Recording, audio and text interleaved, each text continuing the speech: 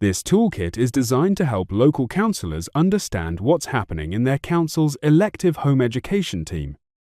But this simple internal audit process could easily be adapted to most teams or departments within any local authority. This video provides a brief introduction to the processes described more fully in the toolkit. It's common for officials to tell members what they require from them in a manner shaped by their own understanding of the demands of legislation and guidance. However, officials are commonly not as well informed as they might be. This is why it's important for members to enhance their own awareness of the law and spend time with the front-line staff who actually deal with home educating families on a daily basis, rather than relying on information from senior officers or on written procedures. Doing this will lead to a better informed understanding of the work that is regularly undertaken. Armed with an appreciation of what is happening in terms of current performance and why, it becomes easier to see anything that needs to change and identify the benefits to families, officers and budgets that could be realized. No specialist knowledge, fancy software or equipment would be needed, though a flip chart, marker pens and some tenacity may prove helpful. The toolkit identifies 3 key areas in the internal audit process: demand, value, and flow. The first step is to understand the nature of demands on the team and the work that comes in. This could include referrals from other agencies, information from schools or from home educating parents. An audit such as this helps with classifying the various sources of incoming work and the means by which they arrive. There may be predictable patterns for when certain types of demand arise. The overall aim is to understand these and to know whether they are what the team exists to do, that is, to deliver its purpose. Purpose and failure are the 2 key themes to identify here. Purpose is the work one would want to see coming in.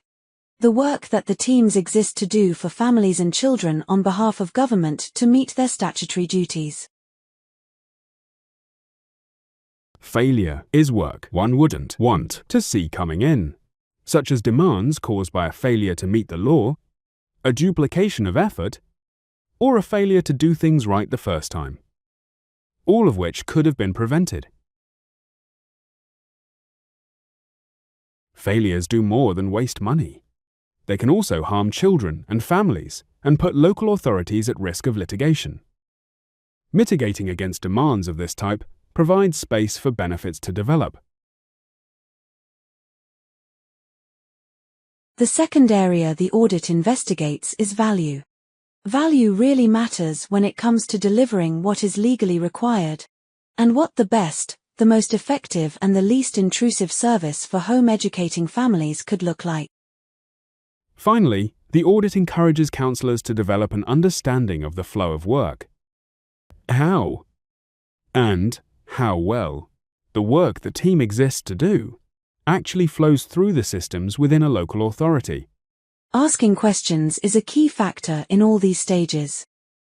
For example, how does the team respond to what matters in law and what matters to families? Does it do this well? Could things be done differently or better? Does the service meet the law? Does it cause families stress due to unnecessary or excessively intrusive interventions? Are families respected and treated lawfully? Is help directed to those needing it? Are blanket policies applied, or is contact with families individualized? If time and interest permitted, a more detailed exploration of current performance could include looking into process and work design. In turn, this could be extended to understand the culture of children's services, beliefs and attitudes, political and management approaches, as well as considering whether the team as a whole has an accurate understanding of what is and is not required of them by law. No matter what level you and your colleagues feel able to make use of the processes described in this audit, it is hoped that this brief introduction inspires you to explore further how the toolkit could be useful to you in your role as a counsellor. In the end, everyone benefits from a job well done. The local community as a whole. Council employees. Members of the council.